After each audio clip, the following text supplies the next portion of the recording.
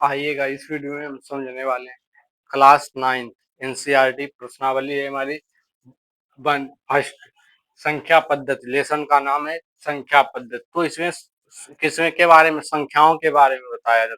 इसमें दो संख्याओं पर चर्चा की जाती है। संख्या पहली होती है वास्तविक संख्या, दूसरी डाल होती है हमारी काल्पनिक। ज्यादा अधिकतर वास्तविक संख्या का चर्चा की जाती है। वास्तविक और काल्पनिक जो संख्या होती है इस पर ज्यादा कल्पना नहीं की जाती है इस क्लास में। इस पर अगर देखा जाए तो हाई स्कूल में, लेकिन इसके साथ साथ हम कुछ इसके बारे में भी बता देंगे। तो वास्तविक संख्याओं के अंदर दो संख्याएं आती हैं। एक संख्या होती है परिमेय संख्या, दूसरी होती है अपरिमेय संख्या। कौन सी होती है? एक होती है हमारी परिमेय संख्या और दूसरी अपरिमेय संख्या। तो परिमेय संख्या किसे कहते हैं तो हम जान लेते हैं। तो यहाँ पर डाल लेते हैं सबसे पहले परिमेय संख्या। तो परिमेय संख्या किसे कहते हैं? लिखेंगे जिन संख्याओं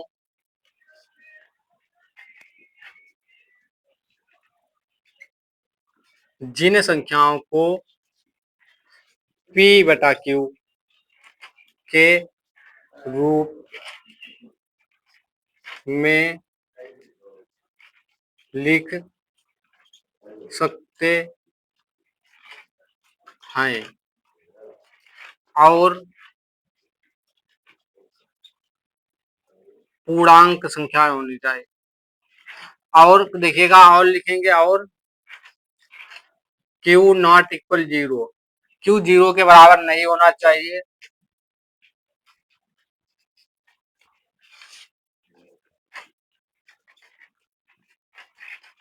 और संख्याएं कैसी होनी चाहिए? पूर्णांक होनी चाहिए। कैसी हो जानी चाहिए? पूर्णांक।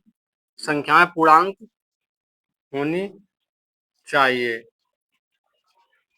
तो उन्हें क्या कहते हैं? परिमेय संख्या कहेंगे। जिन संख्याओं को P/Q के रूप में लिख सकते हैं और Q बराबर 0 नहीं हो, Q नॉट इक्वल 0 हो, संख्याएं पूर्णांक होनी चाहिए, उन्हें क्या कहेंगे? परिमेय। उन संख्याओं को परिमेय संख्या कहते हैं। कौन सी संख्या कहते हैं? परिमेय संख्या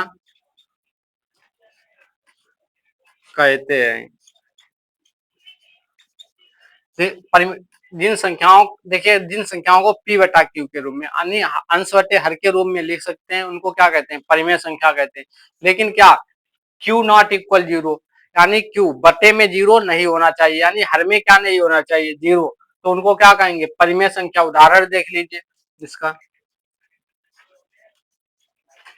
मान लीजिए लिखा हमारा 2/3, कैसी है? परिमेय संख्या है क्योंकि P/Q के रूप में लिखिए। अब मान लीजिए लिखा 5/1, एक ऐसी है? परिमेय संख्या है क्योंकि P/Q के रूप में लिखी। 6/7 कैसी है? परिमेय संख्या है। मान लीजिए लिखा हो हमारा 0/5, ये कैसी है? परिमेय संख्या है। क्यों परिमेय संख्या? 0/5 लिखा, ना कि ये तो बताया नहीं क्या P/0 नहीं होना चाहिए। हमें से क्या पूछा गया कि Q के बराबर में 0 नहीं, यानी बटे में 0 नहीं होना चाहिए। तो बटे में यहाँ 0 नहीं है तो ये भी क्या हो जाएगी? परिमेय संख्या। लिखा हो 13/7, ये भी परिमेय संख्या हो जाएगी। ठीक है। और पाई का जो मान होता है 22/7, वो भी क्या होता है? परिमेय संख्या में ही आता है। अब देख लेते हैं परिमेय संख्याएं।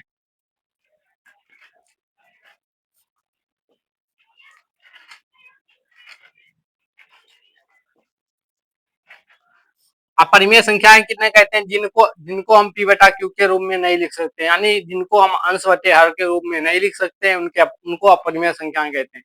जैसे हो गया हमारा √3, √7, √5, √11, ये कैसी है? हमारी अपरिमेय संख्याएं। कैसी है? अपरिमेय संख्याएं।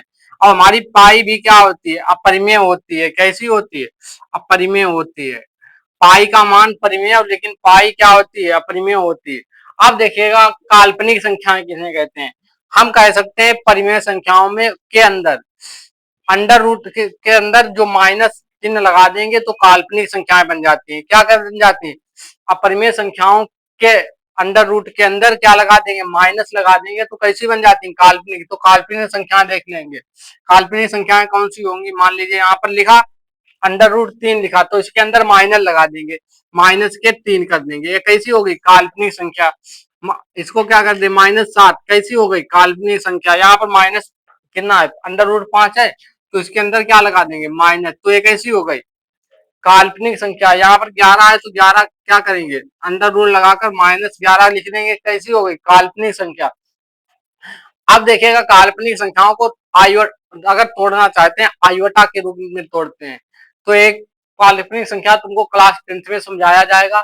इस क्लास में सिर्फ वास्तविक संख्याओं पर ही चर्चा की जाएगी, इसीलिए हमने वास्तविक संख्याओं को डिटेल में समझा दिया। तो इसमें परिमेय संख्या तो सभी लोग जान गए होंगे, किन्हें कहते हैं, जिन संख्याओं को p बटा q के रूप में लिखा जा सकता है उन्हें परिमेय संख्या कहते हैं। q बराबर 0 नहीं होना चाहिए, यानी हर में 0 नहीं होना चाहिए। अपरिमेय संख्याएं, जो संख्याएं अंडर रूट में लिखी होती हैं, अंडर रूट से बाहर नहीं आ सकती, उन्हें अपरिमेय संख्याएं कहते हैं। अब अगले वीडियो में हम इसकी प्रश्नावली हल करवाने वाले हैं। जो लोग देखना चाहते हैं तो हमारे चैनल से जुड़े रहें। इसी के साथ साथ हमारे चैनल को सब्सक्राइब, लाइक और वीडियो को लाइक कमेंट अवश्य करते रहें।